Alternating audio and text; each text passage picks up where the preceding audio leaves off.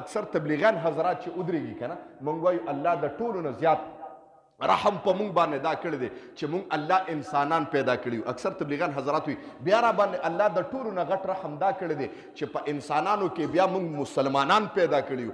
بیا په اسلام کې الله رحم دا ډېر کړی دی چې د آقای نامدار محمد مصطفی صلی الله علیه وسلم مبارک په امت کې پیدا کړي یو. زما محترم نو پته ولګېده چې ایمان یو اهم یو قوي شی دی په مخ ته ځمکه باندې، ورنه که ایمان نه وي د دنیا اعمال کوه الله ته قبلیږي نه. الله دې موږ ته قوي ایمان را نصیب کړي، ټول وایي آمین.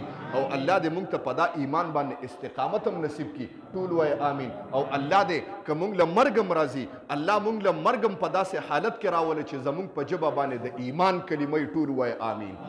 حدیث ته غوږ کېدی قل ورته ووایه آمنتو ما ایمان راوړی دی بالله په الله باندې ثم استقم بیا په دې باندې قائم اوسېږه.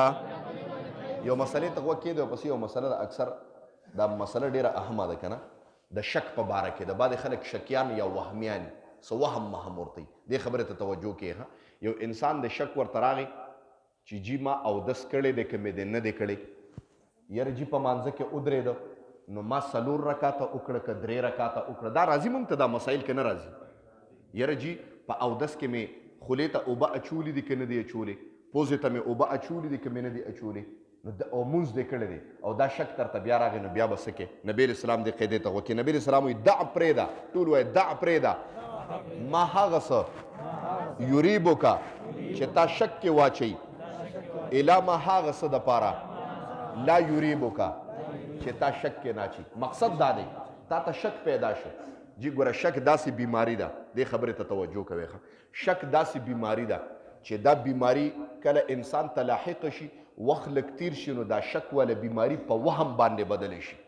او وهم بیا داسې بیماری ده چې انسان اودس ته ناستي 10 ګنډې تیرې شي خو د ده ایمان نه وي چېرې ما اودس کړی دی که نه دی کړی، بیا ناستي جي نیت تړي ودرېږي بیا 50 کرته دې نیت تړي، دی وایي چېرې ما نیت تړلی دی که نه دی تړلی، زما دا نیت شوی دی که نه دی شوی، دا بیا بیماری. او د دې علاج په مخ ته ځمکه لقمان حکیم سره نو بیا د دې نه چې بل حکیم او بل ډاکټر سره د دې علاج نو د دې باره کې به څه کوو، اوس خبرې ته توجه کوئ. یو انسان ته شک وشو نو نبی علیه السلام فرمایي تا ته شک راغی چې جي ما خوله کې اوبه اچولي دي که نه، نو ته په یقین باندې عمل وکړه چې او اچولي مې دی ټیک دی، بس ذهن ته مسله ده، په یقین باندې عمل وکړه.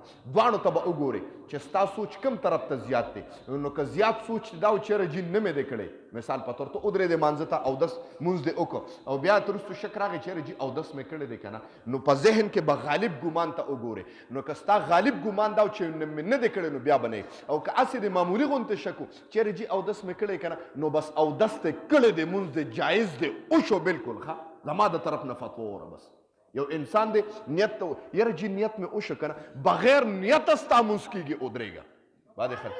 بعضې خلکو ته اکثر دا دغه که نه نیت ته ضروري، نیت صرف په یو شی کې فرض دی، نیت صرف په یو شی کې فرض دی.